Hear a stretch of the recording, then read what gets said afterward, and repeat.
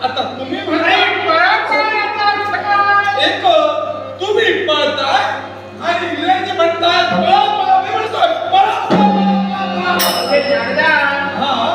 सारे देव पळताय म्हणून तू धावतोय म्हणून देवाच्या मागून धावतोय पण काय नाही माझा असं अरे दादा काय देवा आम्ही जे देव पळतो आहोत तुला बरं वाटतं नाही ऐकलं असं नाही बरं वाटतं मग मला सांग जो मला पळविण्यासाठी तयार झाला त्याचा गुरु कोण आहे? त्याचा गुरु कुणीतरी असेल तुला माहित नाही त्याचा गुरु कोण आहे तुला माहित नाही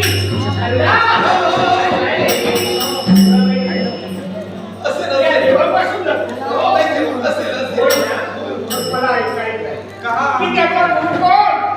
देवा त्याचा गुरु कोण असणार दुसरा तिसरा कोणी असणार देवा देवा भेटो मांडत नाही तू सुटला काय आहे बोला ना आणि विनंती घाबरण्याचं कारण नाही तर या विश्वाचा नियमच असला आहे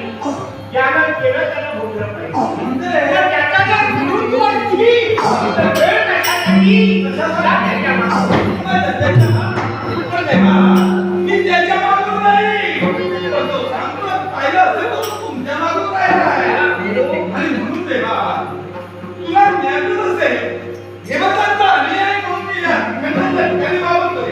तेव्हा हे फार पण देवा हा अरे मी तुला ओळखत नाही अशातला प्रश्न नाही अरे अखंड अशा प्रकारे देवतांच्या पाठीशी राहावं स्वर्ग मृत्यू पाताळ तिन्ही कधी त्याचं भ्रमण चालू आहे भविष्यकाळ वर्तमान काळी भूतकाळ जो जाणणार आहे तो जाणत नाही अशातला प्रश्न नाही आणि नारदा हे जे करतोय त्या देवतांशी राहून जे करतोय ते विश्वकार्यासाठी करतोय हे मला कळत आहे पण मला सांग हा इतका उन्मत्त कसा देवा हा उन्मत्त एवढा कशामुळे झाला असेल एखाद्या देवतेचा वर्दी असल्या देवता वेळी अरे देव पळताय तो देवतेचा वर्दी कसा असेल यामध्ये मला संशय येतोय एकच कुणाचा कारण कारण याला कारण आहे यांना आहे तीन डोळे यांना आहे तीन डोळे म्हणतात डोळे यांनी जर आशीर्वाद दिला असेल तो हा आपला भक्त हे माझा भक्त नव्हे आपण सगळा देवा नाटा अरे मी पालन करता दे तो दुष्ट असो दांभिक असो कोणत्याही प्रकारचं जरी असला तर त्याचं पालन करणंही माझं कर्तव्य पण मात्र हा माझा भक्त नाही पिताजी कावरे बावरे हे दादा माझा मुळीच भक्त नाही तो नाही माझा मुळीच भक्त नाही बघा विचार करा आशीर्वाद देऊन मोकळे झाला आणि आम्हाला संकट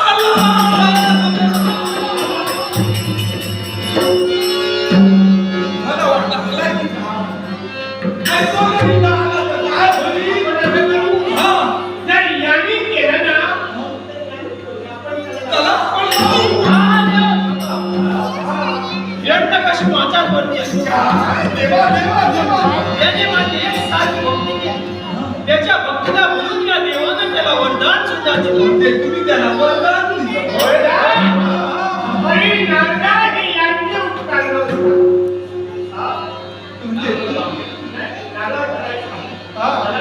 काय ते साऱ्या देवतांचे भक्त आहे पण यांचे भक्त कुणी नाही म्हणून भक्ती केली भक्तीला म्हणून त्याला आशीर्वाद देऊ शकतो आशीर्वाद दिला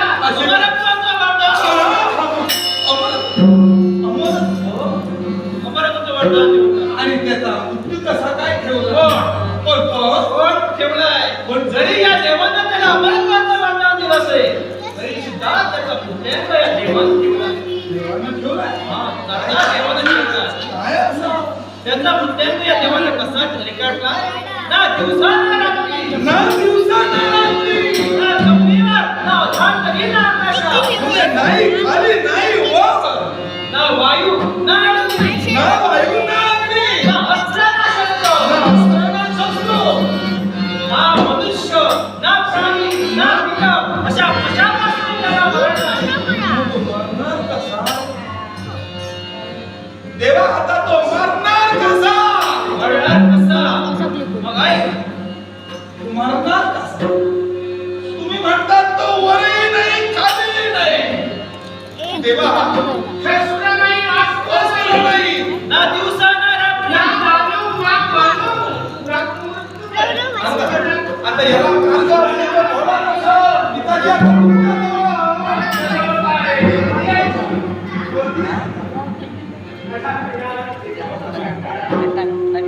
शेवटी देवताचा अनुयायी म्हणून मी तुम्हाला सांगितलं आता हे सारं नाट्य आपल्याला रंगवत कारण ज्यावेळी धर्माला कुठेतरी ग्लानी येऊ लागली त्याच्या वेळी वेळोवेळी आपण अवतार अर्थात देवा आता या पुढं आलेल्या प्रसंगाला सुसज्जपणे तोंड देण्यासाठी देवा आपल्याला करावं लागेल हा तुम्ही सारा देवकार्य करावं आणि अखेरच्या ठिकाणी केवळ या पालन करता देवाला देव करावं आता हे माझा अवतारच आहे माझा अवतार आहे माझ्या भक्ताच आहे. आणि अशा प्रकारची परिस्थिती होती ज्याला आपल्या हातात ठेवली गेली आणि ही रंगभूमीच्या देवाला रंगवली गेली तो देव आहे त्याला देवच पाहायचं असेल पाहायचं